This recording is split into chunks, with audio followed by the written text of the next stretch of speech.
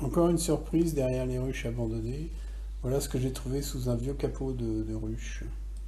Un vieux capot de ruche. En le retournant, j'ai trouvé 2, 4, 6, 7 escargots de Quimper. Donc ça fait plaisir parce qu'il est rare.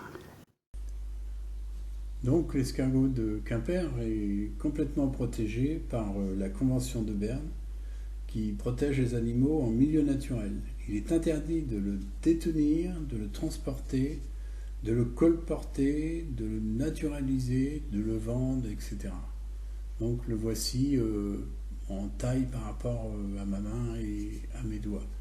Donc vous ne devez pas y toucher ou le laisser en place. Alors ça c'est extraordinaire. C'est une course, je n'ai pas fait exprès, hein. C'est une course d'escargot de Quimper. Déjà en trouver un c'est rare. Et là on peut voir une course d'escargot de Quimper. Donc il a sa coquille sur le côté, hein.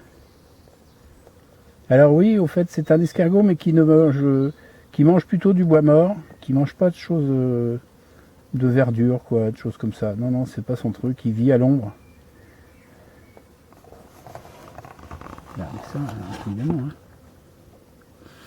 Hein. Donc les petites barres qu'il y a dessus, on voit, il a une coquille mouchetée et il a des barres, quelques barres sur le dessus, 2, 3, qui sont un peu plus claires, voire orangées. Je pense que c'est des barres de croissance. On peut peut-être compter leur âge comme ça.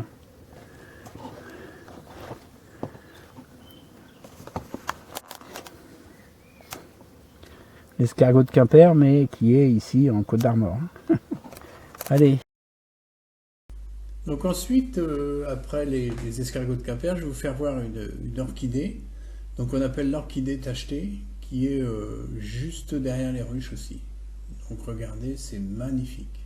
Comme quoi le biotope a été très très protégé.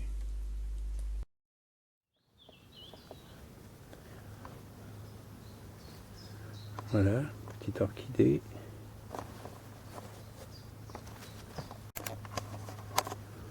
Bon, voilà une autre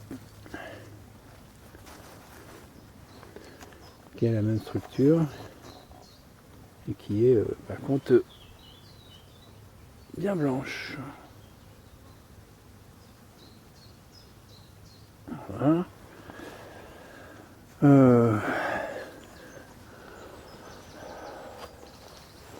J'en ai mis dans le bouton 2. Voilà. J'ai toujours ces feuilles tigrées là.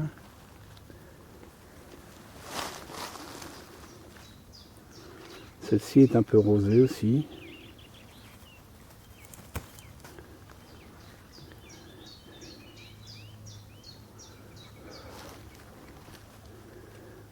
Ça semble être les mêmes, mais avec des couleurs différentes. Allez, je vais prendre en photo celle-ci pour pouvoir faire un agrandissement. C'est celle-ci est rose.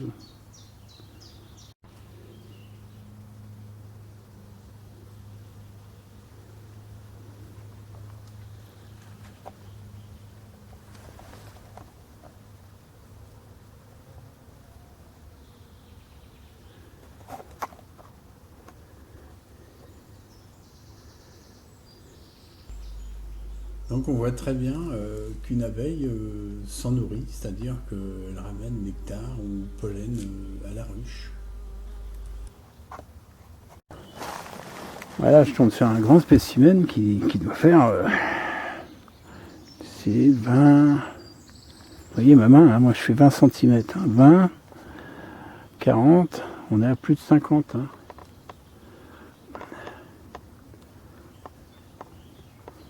Donc c'est vraiment une très jolie orchidée. Voilà. Toujours ces feuilles, les feuilles mouchetées, tigrées, comme vous voulez.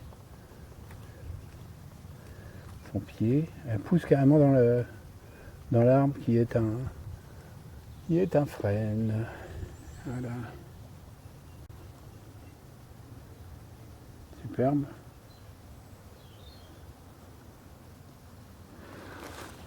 Et là, on peut voir que il y avait une abeille. Parce que les ruches sont là. Donc derrière les ruches, il y a plein d'orchidées.